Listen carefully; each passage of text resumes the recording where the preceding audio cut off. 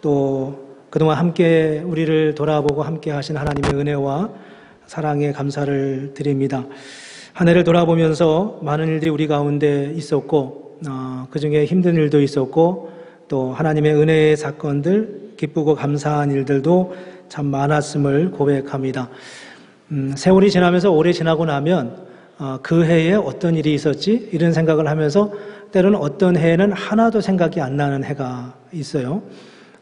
그렇지 않고 2019년은 우리에게 뚜렷하게 기억에 남는 그런 감사가 정말 컸던 그런 한 해였기를 바랍니다.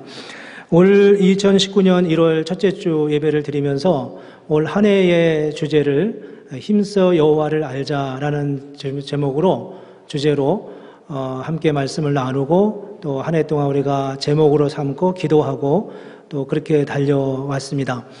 어떤 순간은 이 주제가 있었는지도 모르고 지나갈 때도 물론 있었겠지만 이 주제를 가지고 우리가 정말 여호와를 알아가는 게 뭔가 이런 생각을 하면서 함께 왔습니다. 이제 한 해를 마무리하면서 어떻게 말씀을 전해야 될까 생각을 하다가 이제 올해는 1월 첫째 주에 나눴던 말씀을 우리가 한번 다시 리마인드하고 또 새로운 관점에서 이 말씀을 다시 한번 보는 것이 의미가 있겠다 생각을 했습니다. 올 한 해 동안 여호와를 힘써 알자. 우리는 이제 안다라고 말하면 믿는다라는 말과 늘 대칭을 이루죠. 아는 게 먼저야, 믿는 게 먼저야, 이런 식으로요. 근데 오늘 한 해 우리가 여호와를 힘써 알자라고 하면서 정말 말씀을 많이 공부하고 배웠던 것 같아요. 제자 훈련을 우리가 하면서 여러 과정들이 많이 개설됐는데 그 개설된 모든 과정들마다 은혜의 사건들, 기쁨과 감사, 말씀을 알아가는 기쁨들, 또 그 안에서 삶이 변화되는 이런 일들을 우리가 많이 나누고 또 고백하고 들었습니다.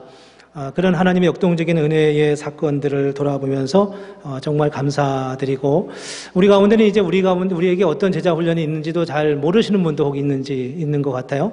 우리가 이제 두 가지 큰 축을 가지고 있는데 하나는 복음 훈련, 말씀에 대해서 복음이 뭐냐 이런 걸 아는 것이고 두 번째는 그 복음을 가지고 우리가 말씀 안에서 그리고 삶 속에서 더 풍성하게 만들어가는 나누는 그런 큰 두 가지 기둥을 가지고 6개의 그 교실이 열려졌는데 물론 이제 앞으로 조금 더 확장될 여지를 가지고 우리가 함께 해 가고 있습니다.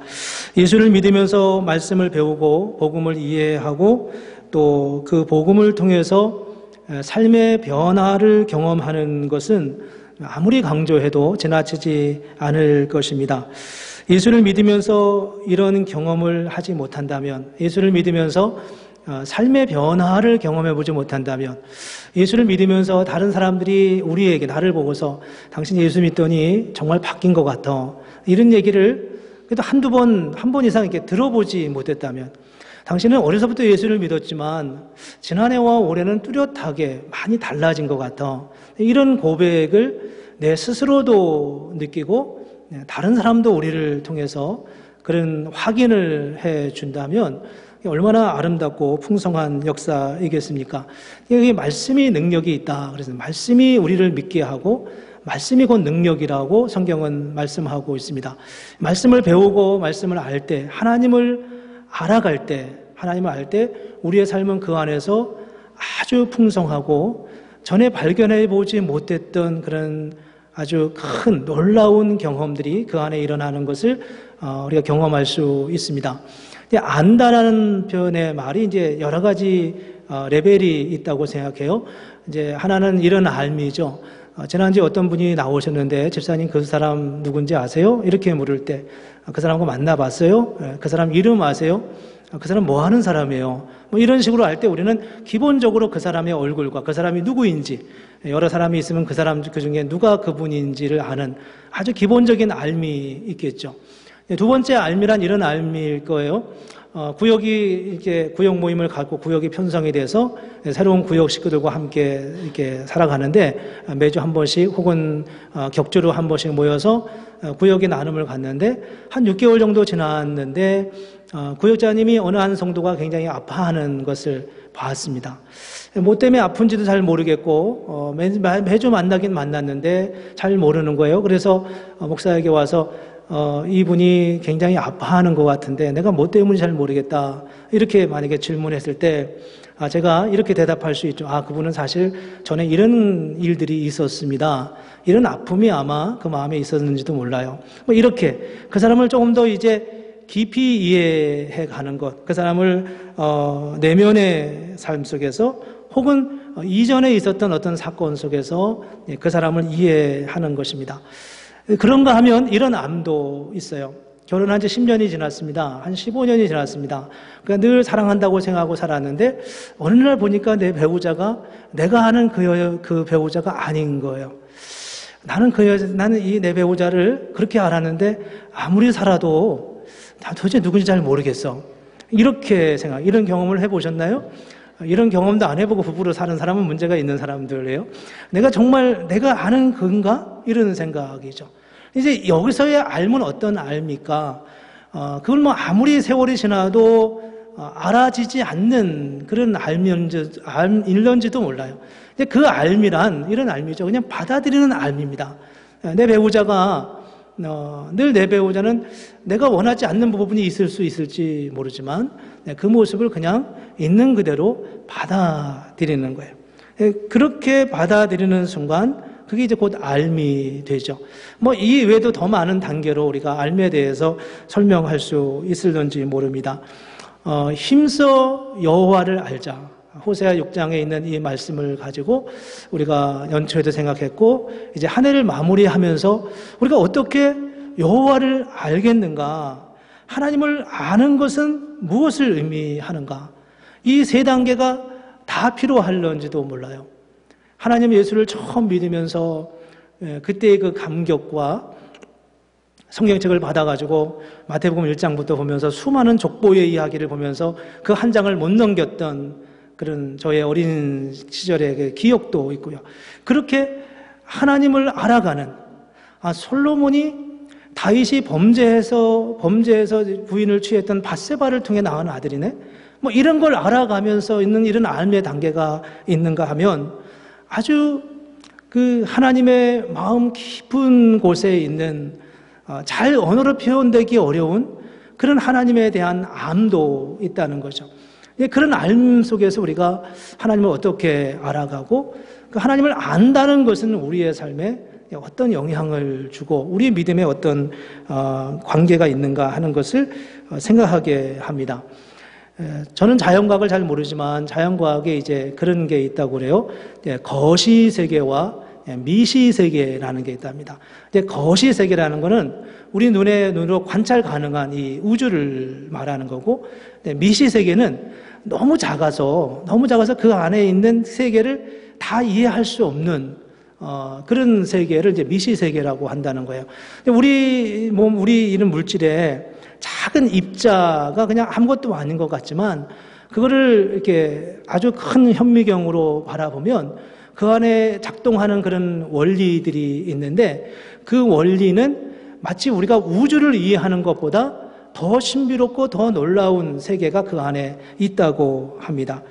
우리가 하나님을 볼 때는 이 큰 망원경을 보고 알아가는 하나님이 계시고 또 아주 가까이 들여다보고서 하나님을 이해하는 그 현미경을 통해서 보는 하나님에 대한 암도 있다고 생각합니다.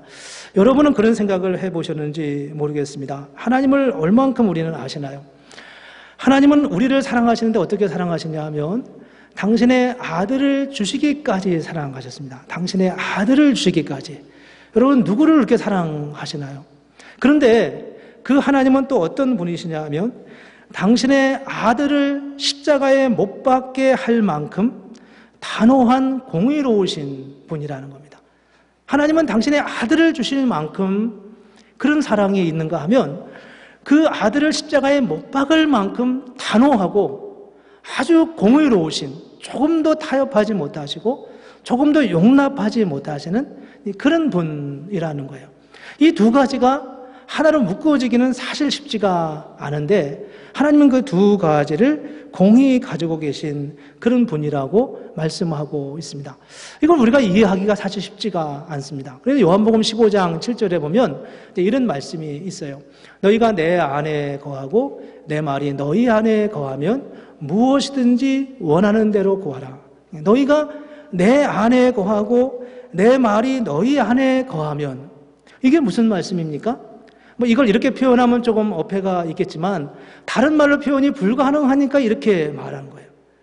너희가 내 안에 거하고 내가 너희 안에 거하면 그 순간 우리는 모든 걸 알게 되는 겁니다.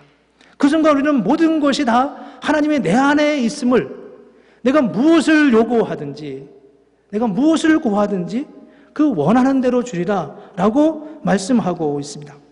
하나님을 안다는 것은 어떤 지식으로 아는 게 아니라 어떤 면에서 직관적이고 또 체험적이고 인격적인 거예요.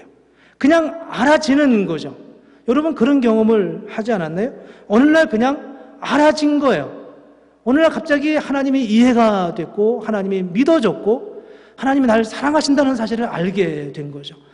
그걸 우리가 어떻게 지식으로 설명할 수 없는데 그렇게 우리에게 다가오신, 더 이상 설명도 필요 없는 그런 류의 하나님을 알게 되는 거죠.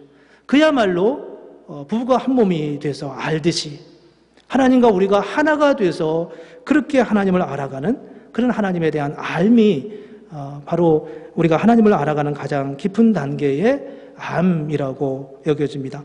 오늘 본문 3절에 보면 그러므로 우리가 여호와를 알자, 힘써 여호와를 알자 그랬습니다. 힘써 여호와를 알자. 어떻게 우리가 하나님을 알아가겠습니까? 어떻게 우리가 하나님을 힘써 알 수 있겠습니까? 사실 이 말씀을 우리가 조금 잘 이해하기 위해서는 5장 5절부터 6장 3절 오늘 본문까지 이어지는 이 단위를 잘 이해할 필요가 있습니다. 5장 5절부터 6장 3절까지가 호세아 4장부터 9장까지 있는 9개의 설교 중에 두 번째 설교라고 이제 신학자들이 말해요. 하나의 구별된 떨어진 그런 설교문인데 5장부터 이제 내용이 진행된다는 겁니다. 호세아는 어떤 시대였냐 하면 여로보암이라고 하는 제 여로보암 2세라고 하는 왕이 다스릴 때인데 이 여로보암이 다스릴 때는 북이스라엘이 가장 왕성한, 가장 잘 사는 때였어요. 가장 부흥할 때였죠. 그런데 그때 바로 이 호세아 선지자가 이 말씀을 선포하고 있는 겁니다.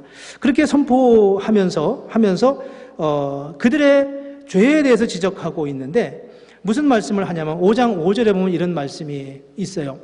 5장 5절 이스라엘의 교만이 그 얼굴에 드러났다라고 말합니다. 이스라엘의 교만이 그의 얼굴에 드러났다. 이스라엘 사람들이 아주 왕성하게 굉장히 부흥한 번성한 그런 나라 속에서 이제 살고 있었다는 겁니다. 하는 것마다 다 잘 되는 거예요. 기도하는 것마다 응답이 되는 느낌을 갖는 거죠. 뭐든지 하면 되고 안 되는 게 없는 그런 상황입니다. 그래서 이스라엘의 교만이 어디에 드러났냐 하면 그 얼굴에 드러냈어요. 그 교만을 마음속에 잘 감춘 게 아니었습니다. 그 교만을 품에 품고 있는 게 아니라 얼굴에 드러났다는, 노골적으로 교만한 거예요. 여러분 우리는 그렇게 교만하지는 않잖아요. 그렇죠? 여러분들이 생각할 때, 우리가 스스로 생각할 때 어쩌다 말을 해놓고 봤는데 하고 나니까 교만한 말이었어요. 그래서 내 얼굴이 붉어지는 때가 우리는 있지 않습니까? 마치 내 속이 드러난 것처럼 말이에요. 근데 오늘 본문에는 이스라엘의 교만이 그 얼굴에 드러났다. 아주 노골적인 교만의 모습, 감출 수 없고 감출 의향도 없는 그런 교만이 이 이스라엘 사람 속에 있었다고 말합니다. 6절로 넘어가면 이런 말씀이 있어요. 그들이 양떼와 소떼를 끌고 여호와를 찾으러 갈지라도 만나지 못할 것이다. 그 이유는 이미 그들에게서 하나님이 떠나셨기 때문이다 라고 말씀하고 있습니다. 양떼와 소떼, 많은 재물을 가지고 여호와를 만나러 갔습니다. 큰 헌금을 가지고 여호와를 만나러 갔습니다. 부요하게 풍성하게 그렇게 재물을 가지고 여호와께 나아갔어요. 근데 그렇더라도 여호와를 만날 수 없다. 하나님과 소통이 안 일어나는 거죠. 하나님을 만날 수 없는 거예요. 제물을 받지 않으시는 하나님이라고 선언해 버리는 겁니다. 예배의 장소는 그대로 있어요. 예배의 의식도 그대로 있어요. 예배의 외적인 위엄도 그대로 있습니다. 아무것도 변한 게 없는 것 같아요. 예배는 잘 장식된 채 하나님 앞에 드려지는 것 같은데 사실은 그 안에 하나님이 없다라고 지금 호세아 선지자가 말하고 있는 겁니다. 그들의 영적인 심각한 상황을 이렇게 말씀하고 있어요. 더 이상 돌아올 수 없다 이렇게 말씀하는 거죠. 그럼 그들이 어떤 구체적인 죄를 지었느냐라는 거죠. 그들이 지은 구체적인 죄가 10절에 나오는데 그 10절에 뭐라고 말하냐면 경계표를 옮기는 자 같다라고 말합니다. 경계표를 옮기는 자 같다. 이제 옛날에는 지금도 뭐 그런 게 있겠지만 이 땅과 땅 경계에 보면은 이렇게 막대가 있습니다. 미국에도 아마 그런 걸 제가 본 것 같아요. 집을 지을 때는 특히 더 그러고요.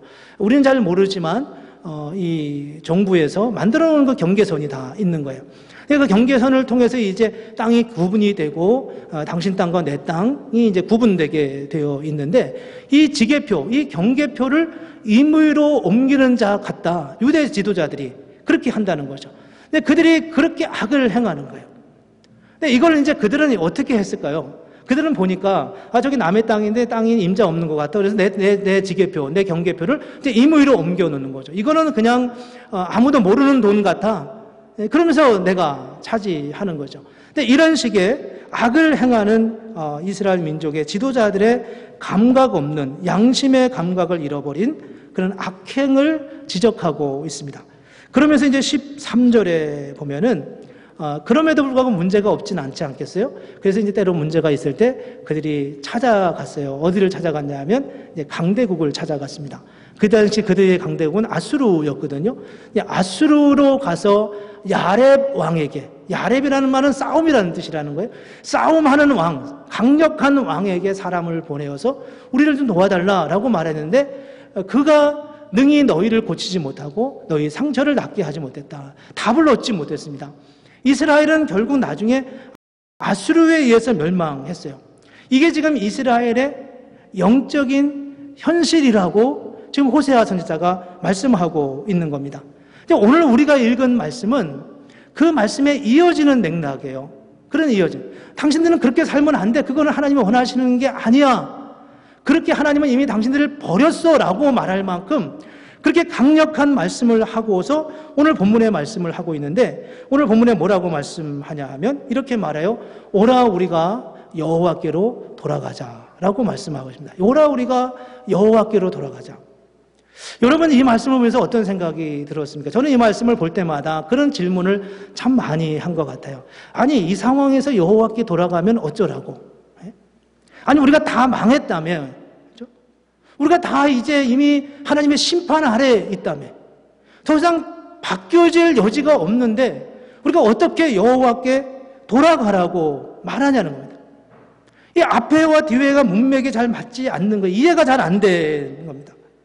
이스라엘은 이미 하나님이 버렸고 하나님을 떠났습니다. 그들은 교만했고 죄악이 그들의 머리 끝까지 찼다고 말씀하고 있어요. 그래서 그들이 양떼와 소떼를 끌고 여호와를 찾아갈지라도 여호와께서 그들을 만나주지 않으신다고 말해요. 왜냐하면 여호와께서 그들을 떠났기 때문이라는 거죠. 그들은 하나님을 두려워하지 않았습니다. 그래서 남의 땅을 빼앗았어요. 그리고도 양심에 가책이 없는 사람들이었습니다. 그들은 하나님께 나아가지 않고 오히려 강대국 아수르에게 가서 그들의 힘을 의지하려고 했어요.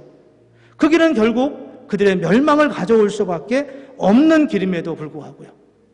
그런데 그렇더라도 지금이라도 여호와께로 돌아가자라고 말씀하는 게 지금 호세아서의 말씀의 요지라는 겁니다. 그러면 하나님께서 그들을 도로 낫게 하실 것이다 라고 말씀하고 있습니다. 이 말씀에서 제가 가지고 있는 의문은 이런 것이었습니다. 아니 그러면 하나님이 돌이키시지, 하나님이 그냥 야 그렇게 하면 안 돼 하고 강하게 끌면 되지 않겠습니까? 그런데 그렇게 하지 않으시고 이스라엘의 죄악을 그대로 지적하시면서 해놓고 그 그 다음에 여호와께로 돌아오라라고 말씀하고 있는 거예요. 제가 이 말씀을 묵상하면서 이 말씀을 어떻게 이해해야 되는지를 생각했습니다. 누가복음 15장에 나오는 탕자의 이야기 너무 잘 아시죠? 둘째 아들이 아버지를 떠났습니다. 아버지로부터 받은 모든 것을 다 받아가지고 갔어요. 근데 여기서 가장 의문은 뭐냐 하면 아버지가 아들을 잡지 않는 거예요. 잡지 않는 거예요. 늘 그게 질문이에요. 아버지가 아들을 잡지 않는 거죠. 근데 나간 아들을 아버지가 매일 기다리고 있습니다. 매일 기다리고 있어요. 이 양자 사이에 이 어떤 문제가 이 안에 있다고 생각합니다. 우리가 이해해야 할 중요한 단서가 이 안에 있습니다. 아버지는 아들을 잡을 수 없었습니다. 왜 잡을 수 없었을까요? 그게 바로 하나님이 인간을 만든 본래의 모습이기 때문입니다. 하나님은 인간에게 자유의지를 주셨어요. 스스로 여호와께 돌아가도록, 스스로 여호와를 찾도록 그렇게 만드셨어요. 그리고 하나님을 떠난 이스라엘 민족, 아버지를 떠난 아들이 스스로 돌아오기를 기다리고 있는 것입니다. 돌아오라, 돌아오라. 그러면 여호와께서 당신들을 찢으셨지만 도로 낫게 하실 것이고, 당신들을 치셨지만 다시 싸매어 주실 것이다 라고 말씀하고 있는 겁니다. 하나님께서 그들에게 무엇을 주셨나요? 말씀과 양심을 주셨어요. 말씀을 들으면서 우리 안에 무뎌진 마음을 새롭게 일으켜 세워줍니다. 말씀을 들으면서 죽었던 우리의 양심을 다시 돌이키도록 그렇게 우리를 이끌어 가시고 스스로 자원하는 마음으로 주께 나아가도록 우리를 부르시는 것이 바로 오늘 본문에서 말씀하는 호세아의 외침이고 전제였습니다. 이 말씀은 오늘 우리에게도 동일하게 적용됩니다. 하나님께서 우리에게 말씀하십니다. 하나님께서 우리를 강제로 억압하지 않으신다는 거예요. 말씀으로 선지자들을 통해서 우리의 마음을 돌이키시고 있습니다. 집을 나간 아들이 다시 돌아올 때까지 기다리고 있는 거예요. 우리가 마음으로 돌이키고 여호와 하나님의 은혜를 알고 돌이킬 때까지 그렇게 이끌어 가시는 하나님의 역사, 기다리시는 하나님의 역사를 보여주고 있습니다. 이런 표현이 가능할지 모르지만 기독교 냉소주의가 요즘 굉장히 우리 가운데 많이 있다고 생각해요. 예수를 안 믿는 사람들이 교회에 대한 그 비난과 비판은 이미 수위를 훨씬 넘어섰다고 생각하고요. 그런데 예수를 안 믿는 사람이 교회에 대해서 말하는 것뿐만 아니라 교회 안에서 예수를 믿는 사람들도 안 믿는 사람들의 영향을 받아서 냉소한, 시니컬한 그런 모습으로 복음을 받아들일 때가 참 많이 있습니다. 믿음에 대해, 말씀에 대해, 하나님에 대해, 교회에 대하여 아주 냉소적인 그런 태도가 우리도 모르는 사이에 있는 겁니다. 열정도 없고 사랑도 없고 그런 모습이죠. 교회에 관심이 있는 것도 아니고 그렇다고 없는 것도 아닌 겁니다. 하나님을 믿지 않는 것도 아닌데 그렇다고 해서 믿는다고 말하기도 어려운 그런 모습이 우리 안에 있어요. 다른 사람이 아니라 제 안에 있습니다. 믿음의 열정을 가질 만한 것도 같은데 수년이 지나도 여전히 그 자리에 있는 거죠. 어떻게 보면 의도적으로 우리 안에 그런 마음이 있지 않은가 그런 생각이 들었습니다. 저는 그런 생각이 들었어요. 교회에 나와서 예배를 드리는 성도라면 적어도 우리는 기도하고 싶은 마음이 어느 순간은 들어야 되지 않겠습니까? 하나님은 우리의 기도를 들어주신다며 나도 한번 기도하고 싶어. 이런 마음이 우리가 적어도 1년을 지나면 한두 번은 생겨야 되지 않겠습니까? 우리가 성경을 보면서 말씀을 들으면서 한 번은 나도 한번 성경을 알고 싶어. 성경을 나도 좀 읽고 싶어. 목사가 매주일마다 설교하는데 어떤 경우는 말이 안 되는 것 같고 어떤 때는 앞뒤가 안 맞는 것 같고 어떤 경우는 목사의 개인적인 생각같이 주장하는데 그럴 때 묻고 싶고 따지고 싶고 정말 목사는 그렇게 믿고 하는 말이냐고 질문하고 싶은 마음이 안 드십니까? 그 마음이 들어야 되지 않겠어요? 아니면 그렇게 믿던지 어떤 움직임도 없이 어떤 자극도 없이 믿긴 믿는데 스스로 믿는다고 하는 자기 정체성은 가지고 있는데 죽으면 구원받을 수 있냐고 물으면 그거는 대답할 줄 아는데 사실 마음속에 천국에 대한 열망이 있는 것도 아니고 하나님의 사람으로 열정적으로 살아가고 싶은 그런 열정이 우리 안에 생기는 것도 아닌 채 그냥 매일 매주일 그런 식으로 매해 그런 식으로 살아가는 그런 우리의 모습은 아닐까 하는 것입니다. 기독교 냉소주의라고 제가 이름을 붙여봤어요. 아주 시니컬하게 그렇게 뭐 비웃는 것도 아니고 그렇다고 진지한 것도 아닌 채 중간에 어정쩡한 상태로 그렇게 서 있는 현대교회의 우리의 모습을, 우리의 자화상을 보는 것 같습니다. 그게 바로 이 호세아 선지자 있을 때 이 당시의 삶의 모습이 아니었을까 싶어요.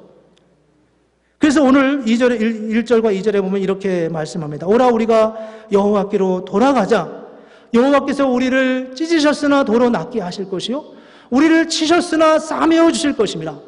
여호와께서 이틀 후에 우리를 살리시며 셋째 날에 우리를 일으키시리니 우리가 그의 앞에서 살리라.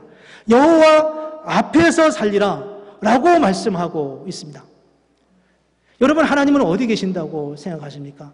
저는 누가복음 15장에 있는 돌아온 탕자의 말씀을 묵상하면서 하나님이 여기 계셨구나 하는 것을 알았습니다.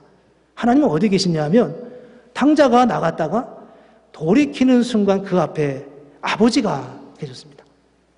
하나님은 내가 지금 가던 길에서 돌이키는 그 순간 바로 그 앞에 서 계신 분이 하나님이시라는 거예요. 우리 안에 하나님을 정말 알고 싶어하고 하나님에 대한 간절한 소망이 있고 내가 비록 부족하지만 성경을 좀 알고 싶어. 내가 비록 연약하지만 나도 기도하고 싶어. 내가 좀 부족하지만 하나님이 나를 사랑했다고 하는데 그리고 나를 용서했다고 하는데 나도 다른 사람을 좀 한번 용서해 보고 싶어. 이런 어떤 작은 마음이라도 우리 마음에 들어갈 때 그런 열정이 생길 때 그 열정이 생기고 주님 앞에 하나님 그래요 저도 이제 올해는 좀 성경을 좀 한번 보겠습니다. 그래요 저도 올해는 좀 잘은 못하더라도 잠깐이라도 매일같이 기도하는 삶을 좀 살아보겠습니다. 그래서 내 마음에 맺힌 사람이 있는데 내가 도저히 용납이 안 되는 사람이 있는데 올해는 내가 그를 한번 용서해 보겠습니다. 의도적으로라도 내가 그를 만날 때 형제님 사랑합니다. 자매님 사랑합니다. 한 번씩 내가 해보겠다. 이런 마음이 우리 안에 들어야 된다는 거예요. 그게 바로 여호와께서 부르시는 부름의 목소리이고 그 앞에 우리가 어떻게 응답하느냐. 그렇게 응답할 경우에만 하나님은 우리 앞에 계셔서 오늘 2절 마지막에 그렇게 말씀하시듯이 우리가 그의 앞에서 서리라. 그 앞에 서리라. 그분 앞에서 우리가 서서 그분을 만나고 그분의 은혜를 비로소 경험하게 된다는 겁니다. 우리가 얼마나 많은 죄를 지었느냐는 굳이 중요하지 않아요. 어떤 면에서. 물론 경건하게 살아야 하지만요. 우리의 과거가 어떠했느냐는 그렇게 중요하지 않습니다. 그거는 긍정적인 면에서 우리가 아무리 좋은 일을 했건 아니면 아무리 악한 일을 했건 그 어떤 것도 우리에게 그렇게 중요하지 않습니다. 중요한 것은 지금 이 순간 하나님, 내가 하나님의 그 놀라운 영광과 그 은혜 앞에 서기를 원합니다. 라고 하는 믿음의 고백이었다는 겁니다. 그분을 만나려는 마음을 갖는 거죠. 냉소적이지 않고요. 어찌하여 우리 안에 우리의 삶의 모습 속에 냉소적인 예배에 대한 무감각한 의무적인 것 같은 아니 의무도 아닌 현대교인 중에 누가 의무적으로 예배를 드리는 사람이 얼마나 있겠습니까? 그냥 습관에 찔려서 그렇게 가는 그런 모습이 우리도 모르는 사이에 우리의 뼛속에 우리의 피 속에 흘러가고 있습니다. 이 호세아 선지자 호세아서를 가만히 보면 그들이 지금 어떻게 생각하고 있는지를 보면 알 수 있어요. 그들의 교만이 그들의 얼굴에 나타났다고 말하잖아요. 그들의 교만이 그들의 얼굴에 나타났다. 이 말의 의미는 너무 노골적으로 바뀌었다는 거예요. 노골적일 수 있는 이유는 그 나름대로 합당한 이유를 근거를 가지고 있기 때문인 거죠. 그렇지만 그 자체가 하나님과의 관계 안에서 너무나도 멀어져 있는 삶의 모습으로 보여줄 수밖에 없음을 볼 수 있습니다. 그러므로 우리가 그분께로 돌아서지 않으면 우리는 그분을 만날 수 없습니다. 그분께로 돌아선다는 말은 단지 예배를 드린다는 말이 아니라는 거예요. 단지 헌금을 한다는 말이 아니라는 겁니다. 정말 마음으로 그분을 소망하고 가는 거예요. 양떼와 소떼를 가지고 나를 만날지라도 내가 만나주지 않겠다.